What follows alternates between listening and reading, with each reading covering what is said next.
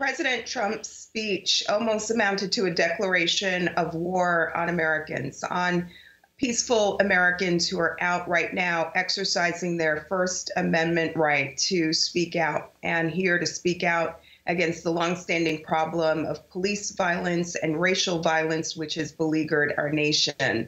President Trump has invoked the Insurrection Act of 1807.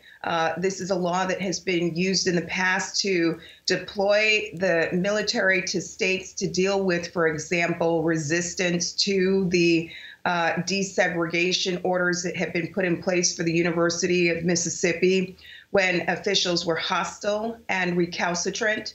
President Kennedy ordered that troops go in to force the state to comply with the law here, the civil rights law that required desegregation. We saw President Bush deploy the military to Louisiana to help with relief efforts after Hurricane Katrina.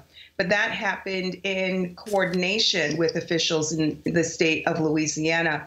Here, Trump single-handedly seeks to deploy the military to states all across our country over the objections of state officials and with the sole and singular purpose of silencing Americans. In many ways, this is the death of democracy, because people who are out right now have one singular goal: to ensure that at this moment, we not turn our backs on the long overdue work that's necessary to rid our nation of the scourge of police violence that has resulted in numerous deaths of unarmed African Americans. We can't lose sight. We can't lose sight of what's at the heart of these demonstrations and protests. And it is the public crying out for desperately needed reform of the way policing is carried out in our country. And we have a roadmap for this. We have studied this issue time and time again. And at my organization, the Lawyers Committee for Civil Rights Under Law, we are pushing Congress. We are urging states right now to work on things like bans on chokeholds, bans on racial profiling. We need Congress to revise a federal statute, 18 U.S.C. 242, which would make it easier to hold police officers accountable when they use deadly force against unarmed individuals. We need a database so that we can track bad cops who are purged from one police department so that they don't jump right over to the next. Racism infects every stage of our criminal justice system in the United States.